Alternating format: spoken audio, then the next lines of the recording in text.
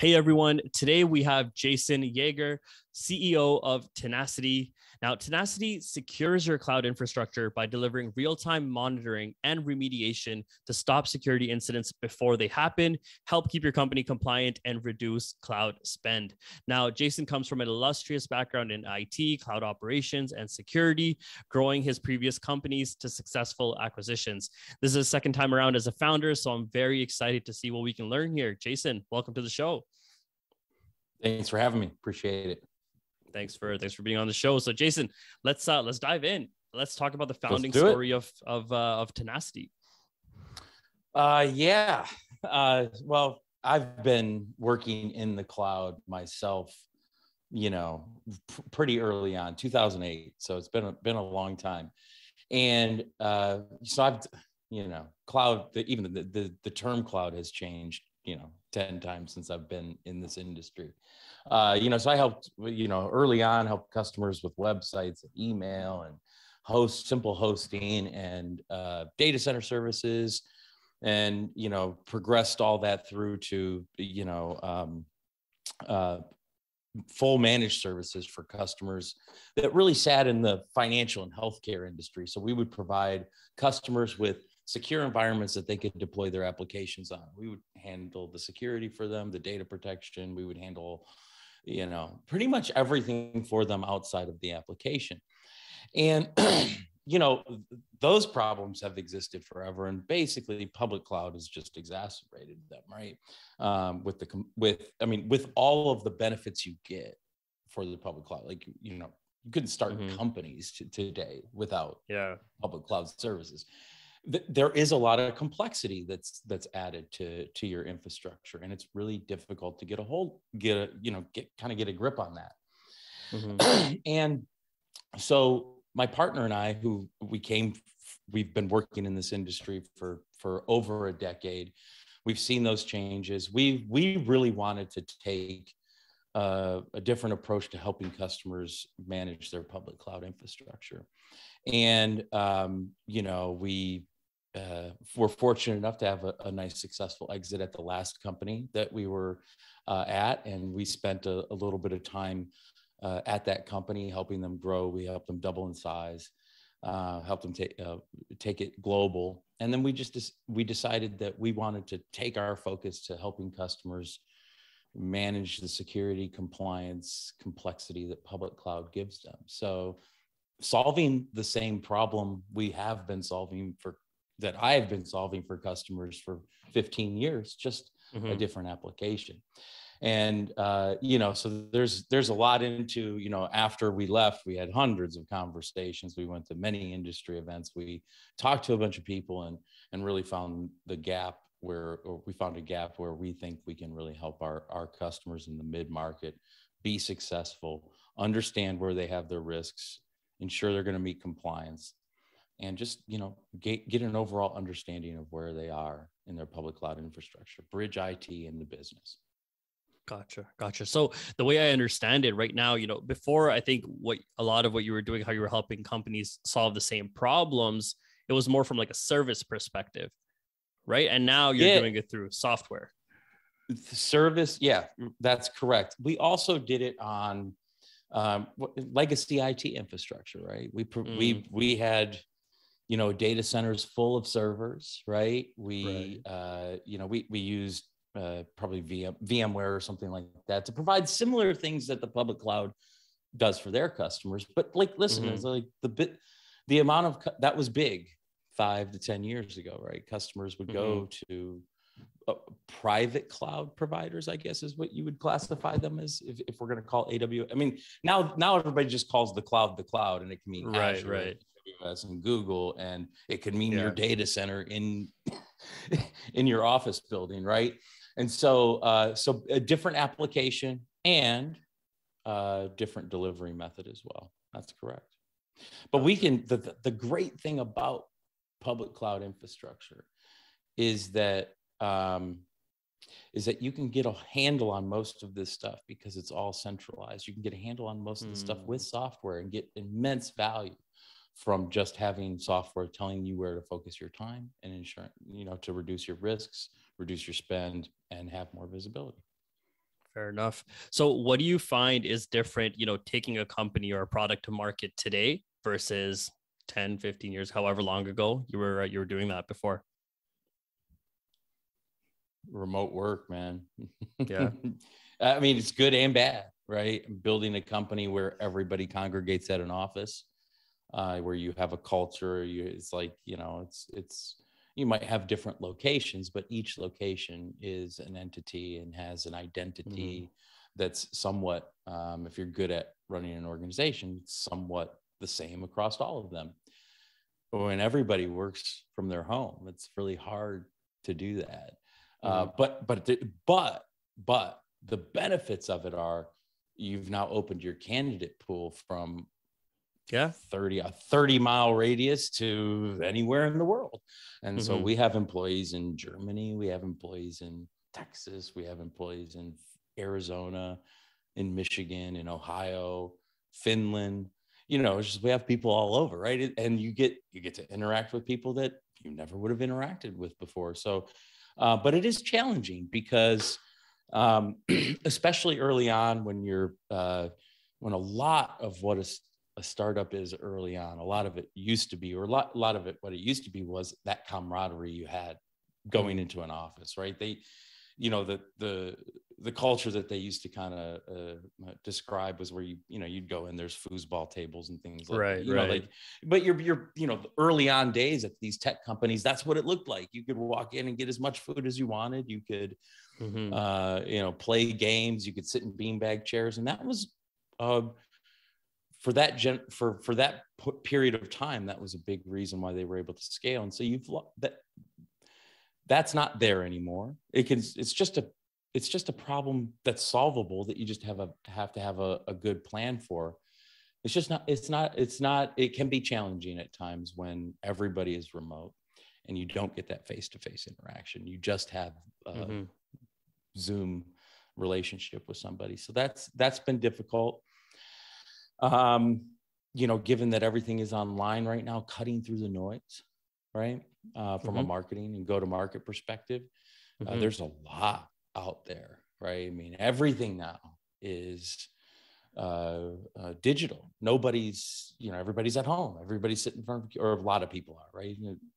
Going back into the office has changed. So they're, finding a focused enough message to cut through the fray of all the noise that's out there in the market is also very challenging.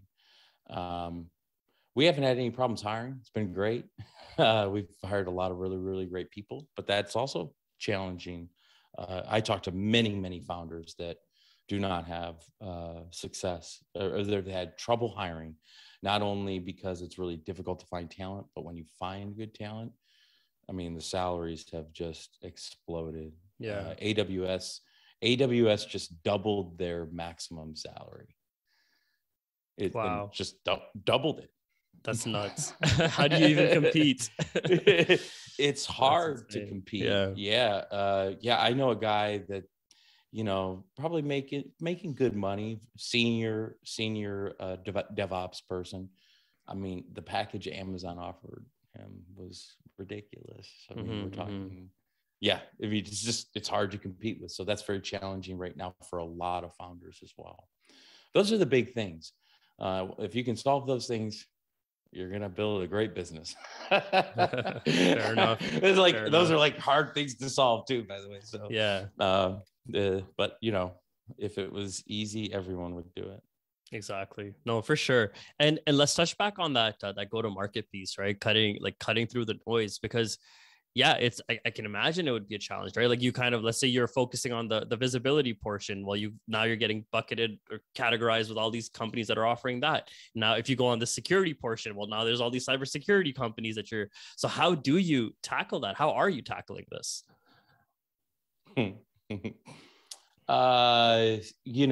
Really trying to focusing on an ideal client profile in a very specific set of buyer personas, and figuring out and finding ways to market to those people directly, market and sell to those people directly. And so, and being and also in the same time. So that's the approach from, who you're targeting, but really you've got to build a presence, right? And it's very difficult to get enough content, to have enough time, to get enough, enough content on your site, to get enough eyeballs driven from external places, right? And so, so we're saying no to a lot of things, right? We have to get to the next stage of this company. So, there's a lot of places we could go market. There's a lot of great ideas about where we could, we go, the channel program, we go do this, we go do that. We have to stay focused on one or two, a couple of different really tight buying personas in a really honed in ideal client profile, and measure, and keep moving. We've got to, that's how you get marketing traction. Measure, pivot. And so, that's why, I've joked when I got on the phone, it's like, we've been working for the past 3 weeks just on website copy and what content, how are we going to display this content? It is extremely important. And do we have the calls to action in the right place? Do we think this will work? Do we think that will work? Are we tracking that? Do we do this? Do we do that? It's like all these things. And so get really deep in that, make sure that that's really what we're focused on right now. Saying no to a lot and staying focused on what we believe are the right targets. Fair enough. I like that advice quite a bit.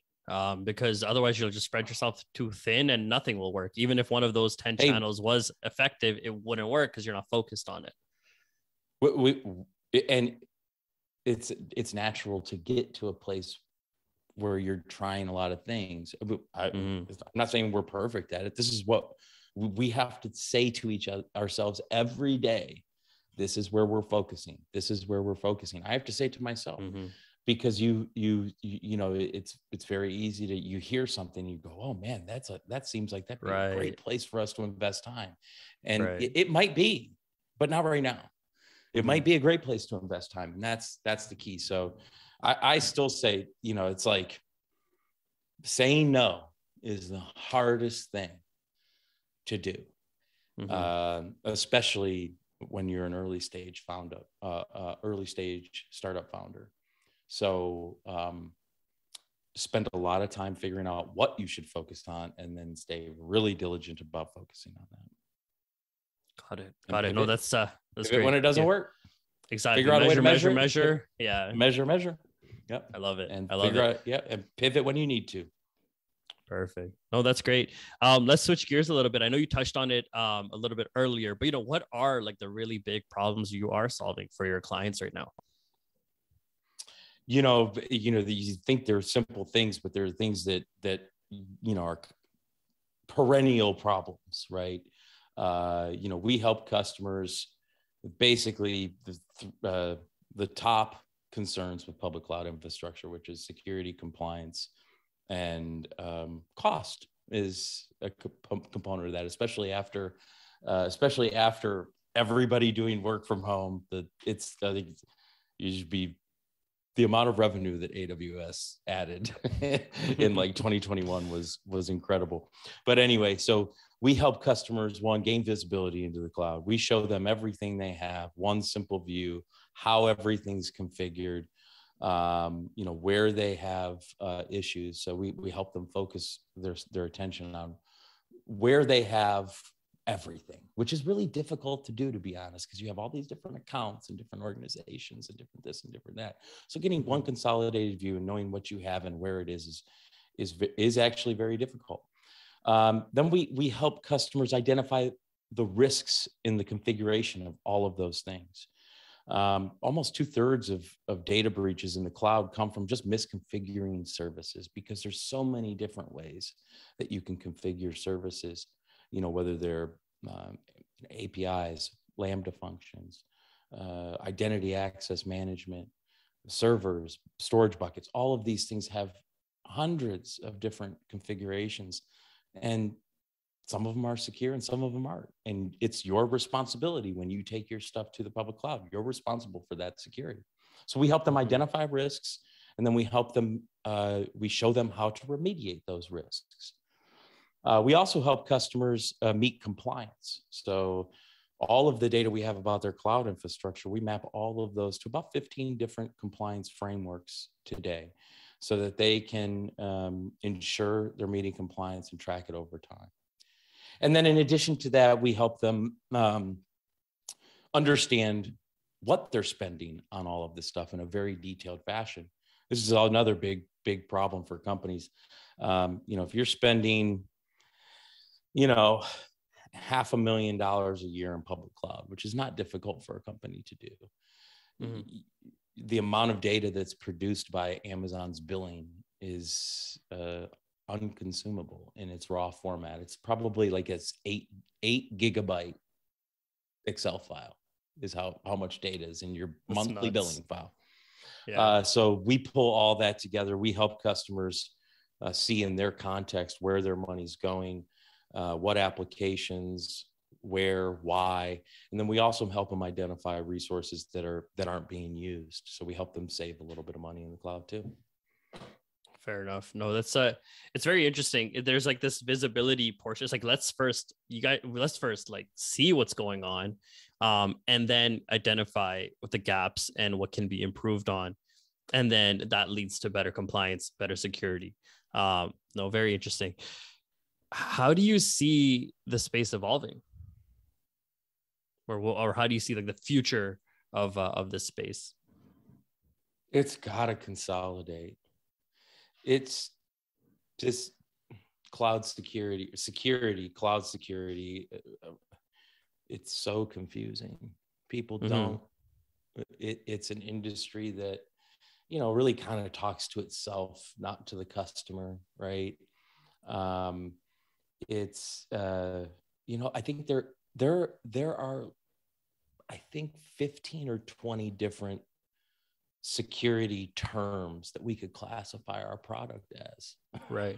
So there's like, we have a list of like CSPM and CASB and all these things, right? It's ridiculous. And it's ridiculously difficult to understand what should I focus on first? We try to help companies focus on the right things first. And that's if you don't have a solid foundation, right, then it doesn't really matter if you have a vulnerability in your application, because they're going to come in a different way. They're going to figure out a way to exploit something that you didn't configure correctly, and because you didn't know you had it or how it was configured, that's what they're going to use. And so we try to help companies focus on that. And I just hope that I don't have much hope for this. You asked me, where do I see this? I think it's going to be more confusing in 5 years, to be honest with you. It's because it is confusing in general. And I think that you're going to see a whole heck of a lot of consolidation from a security perspective. The wild card in it for me is like, it's the liability, right? Because this would be a problem that, like, let's say AWS wanted to solve. Hey, for an extra X dollars per month, we'll make sure and they have services that it's not about whether they have a service to help you achieve this, because they have those. They're difficult to use. They're for technical people. They don't give the business the information that they need to ensure that they're identifying their risks and prioritizing them. So I hope everything gets a little bit easier to use and easier for people to fix the things that matter the most, focus on the things that matter the most, and have a plan for the things that matter, but should be focused on later. And so I hope the industry as a whole helps customers focus on those things. But, I'm not sure. I think totally there'll be see another the four-letter acronym tomorrow about security. for sure. And I see it happening. And I think you brought up a good point. Like, where do you even start? Because, you know, we work with like cybersecurity clients. You know, I've always kind of keeping my ears on what's going on out there. And yeah, like, you know, do you solve your network segmentation problem first, or do you solve your remote access problem, get rid of the VPN, put in something better? Zero trust is big thing is happening. Well, where do we start with zero trust? Like, which aspect of my, this is my point. Zero trust is by far one of the dumbest terms in my opinion. And the reason why I say that is because like the only way you truly achieve zero trust is remove it from the internet.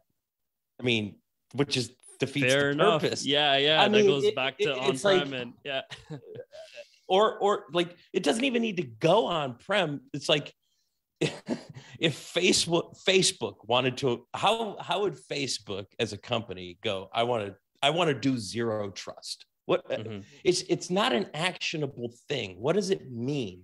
So like, do you ever talk to, when you talk to these people about, do people automatically know exactly what zero trust means? Right. No, because zero trust is more of it's more of a philosophy, right? It's more of like, it describes a way of thinking, a way of approaching something, but it's definitely not a solution or a tool that you can implement. So if you're in the cybersecurity industry, you know that. No, not very many people understand that. That's what I'm saying. It is an industry that talks to itself. Not to the people that consume the services. And so if I'm a business owner, what do I need to do with zero trust? Right. And I don't know what I need to do with zero trust. Right. And so you're right. It's a philosophy, but it's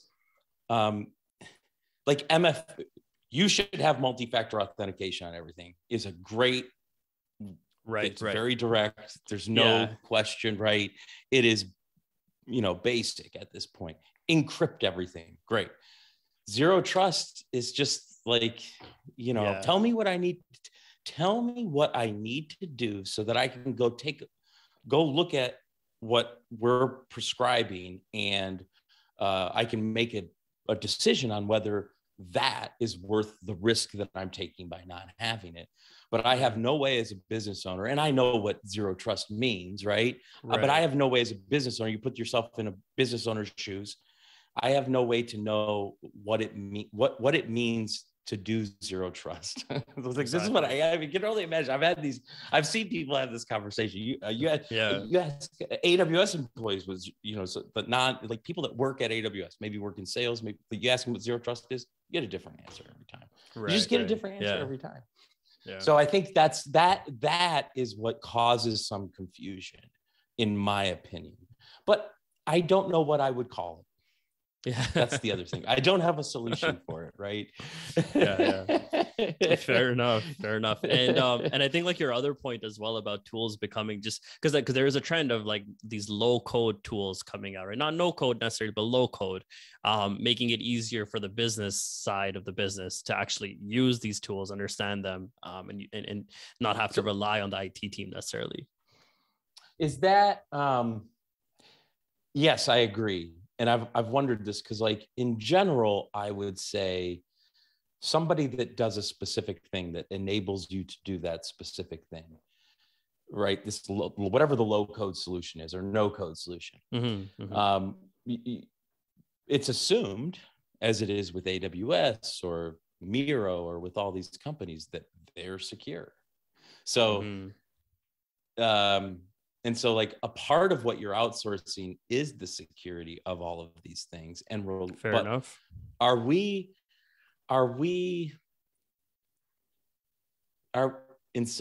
then what will happen is, right, is that you'll have one of these huge data breaches from a provider that you would never think should have a data breach. And so I guess sometimes I wonder if that will actually make things more secure, or not really change much. You know what I mean? Like, if everybody moved everything to these tools where you're outsourcing the security to said company, does that improve our security posture from where we are today? I don't know. Yeah. Cybersecurity is very interesting because as soon as you, let's say you become more secure, now people are working on a way of breaching that and like making that unsecure. So then there's always like something next. There's always something. It's such an active, ongoing thing. You have to just keep going. And you can just never stop. It's crazy. Offense is always better than defense. Offense is always better than defense, because with defense, you're trying to anticipate, right, or react to what the offensive player knows he's going to do, right? And so there's an advantage there that you have to figure out, right? And so if I'm playing cover two, am I playing whatever analogy you want to use, right? But you know, you've got to figure out, okay, if this happens, I need to do this. If that happens, I need to do this. And so, and what happens? Well, sometimes when that happens, you do that, and that gets in, you know, or a touchdown, right? Or sometimes you block them, right?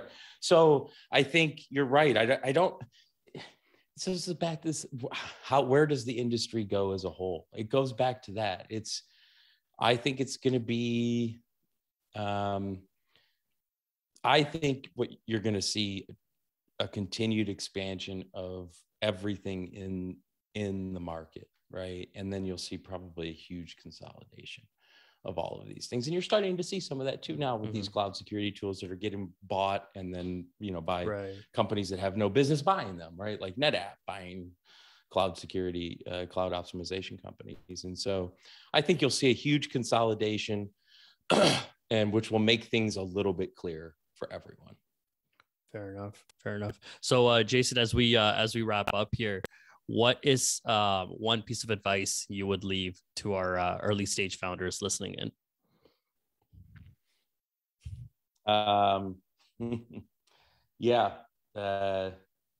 Everything takes longer than you think it does. It's you know, like there's this huge focus on the first customers, right? And that's great. It's hard to get for the first few customers. It's really hard to get from like 20 to 50 or 15 to 10. Don't forget about that. That you spend a lot of time focused on getting those first 10 customers, right? It's like, you know, but it is very hard to get 10 through 50 as well. And so again, stay focused, stay diligent, you know, make sure that you really understand who you're talking to. This is all sales and marketing. It's like, by the way, every piece of advice I have will be around go-to-market, sales marketing. This is going to have nothing to do, like people sell undeveloped products with mock-ups, right? And our first version is, you know, laughable at this point, but we demoed it. We talked to customers. Don't be afraid, right? Get out there. If you have a problem that people identify with that you can solve, go sell it and figure. And you know, like if you know how to solve it, you're gonna figure that portion of it out. And so we've made these mistakes. You're going to make them. Everybody makes them. Pivot as quickly as you can and stay hyper focused and hyper focused on go to market. So that's my advice. Perfect. Thank you, Jason. If our listeners want to connect with you, where can they find you? My email is jason@tenacitycloud.com. Pretty easy to remember, and or tenacitycloud.com. You'll find me there. And I'm on LinkedIn, Jason Yaeger, Yaeger. Perfect. Thank you so much, Jason, for coming on the show. Thanks, G. Appreciate it, man.